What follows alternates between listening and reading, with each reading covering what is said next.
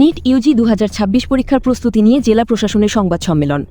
আগামীকাল 21 জুন 2026 তারিখে অনুষ্ঠিতব্য নিট ইউজি এক্সামিনেশন 2026-এর সুষ্ঠু, শান্তিপূর্ণ ও নির্বিঘ্ন পরিচালনা নিশ্চিত করতে জেলা প্রশাসনের পক্ষ থেকে সকল প্রস্তুতি সম্পন্ন করা হয়েছে।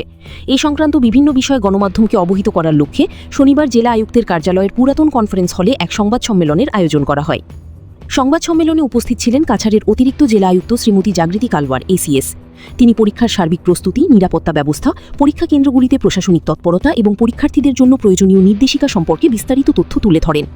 তিনি জানান, পরীক্ষাটি যাতে স্বচ্ছ, সুষ্ঠু ও শান্তিপূর্ণ পরিবেশে সম্পন্ন হয় সেজন্য জেলা প্রশাসন, পুলিশ বিভাগ, স্বাস্থ্য বিভাগ এবং অন্যান্য সংশ্লিষ্ট দপ্তরের মধ্যে সমন্বয় রেখে প্রয়োজনীয় ব্যবস্থা গ্রহণ করা হয়েছে।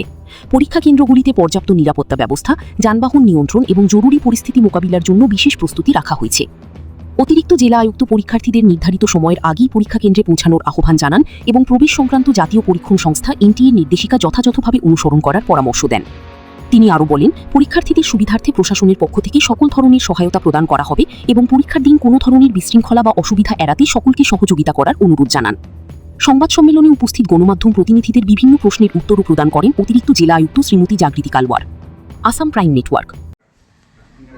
নমস্কার, আমি ADC Cachar plus nodal officer for NEET examination.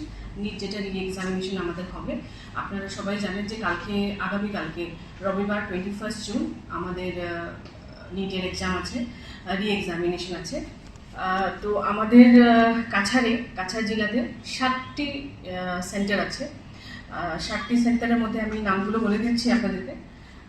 Cachar college Silchar, তারপরে গুরুচরণ ইউনিভার্সিটি, কেন্দ্রীয় বিদ্যালয় এনআইটি শিলচর, তারপরে এনআইটি শিলচরে আরেকটা আছে, আর এনআইটি শিলচরে 1-এ একটা আছে আর 2-তে একটা আছে। তো টোটাল এনআইটি শিলচরে আমাদের 3টা সেন্টার আছে। আর জিসি কলেজ, কাছাড় কলেজ, আর আপনার যেটা কেভি মাসিমপুর আছে, কেন্দ্রীয় বিদ্যালয় মাসিমপুর, এখানে একটা আছে, আর কেভি তারাপুরে। তো আমাদের 7টে সেন্টার হয়ে গেল। এবার আমাদের যেহেতু রি এক্সামিনেশন হচ্ছে, আমরা আগের থেকেও বেশি সতর্ক আছি। আর যেভাবে আমাদের হায়ার অথরিটি থেকে ডিরেকশন আসছে, ওইভাবে আমরা পদক্ষেপ নিয়েছি। আর যেগুলো গাইডলাইন্স আছে এনটিএ দ্বারা দিয়েছে ওরা, আমরা ওইগুলো ফলো করছি। আর আমাদের ম্যাজিস্ট্রেট ডিটেল থাকবে, পুলিশের তরফ থেকে করা ব্যবস্থা নেওয়া হয়েছে। ওই পুলিশের পার্টটা আমরা পুলিশের থেকে শুনবো। আর আমাদের throughout magistrate plus civil অ্যাডমিনিস্ট্রেশনের যতগুলোই ফাংশনারি আছে, ওদেরকে আমরা ইউজ করে এই এক্সামিনেশনটাকে সাকসেসফুল বানানোর চেষ্টা করব। এখন আমি আমাদের সঙ্গে আছেন পুলিশের তরফ। নমস্কাৰ, মই এডিশ্যনেল এছ পি প্ৰদীপ কোঁৱৰ হওঁ, কাছাৰ পুলিচৰ। তো অলৰেডি মেডামে কৈছে যে আমাৰ ইয়াতে 7টা চেণ্টাৰ আছে। যিহেতুকে আমাৰ এইটো ৰি এক্সাম হৈ গৈছে, আগৰবাৰ কেঞ্চেল হৈছিল, তো আমি সকলো ধৰণৰ সতৰ্কতামূলক ব্যৱস্থা লোৱা হৈছে। আমাৰ প্ৰত্যেকটো চেণ্টাৰত একোজন গেজেটেড অফিচাৰ দিয়া হৈছে আৰু তেওঁলোকৰ আণ্ডাৰত বাকী আমাৰ পুলিচৰ গোটেই মানুহ প্ৰভাইড কৰা হৈছে। ফিস্কিঙৰ ডিউটিৰ পৰা আদি কৰি পেপাৰ এস্কৰ্টৰ পৰা গোটেই মানুহখিনি আমি ডিটেইলমেণ্ট কৰা হৈছে।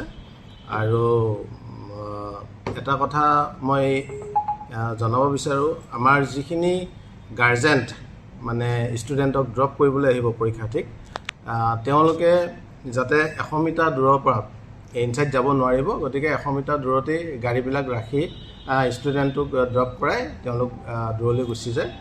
আৰু ষ্টুডেণ্টৰ ক্ষেত্ৰতো আগৰ পৰা আপোনালোকে জানেই যে মোবাইল ফোন বা অন্য একো ধৰণৰ বস্তু নিব নোৱাৰিব, একচেপ্ট দুটা কপি ফটো আৰু আইডেণ্টিটি প্ৰুফৰ এটা যিকোনো মানে কাৰ্ড, প্লাছ যদি ট্ৰেন্সপাৰেণ্ট ৱাটাৰ বটল থাকে সেইটো নিব পাৰিব। তাৰ বাদে অন্য একো বস্তু নিব নোৱাৰিব।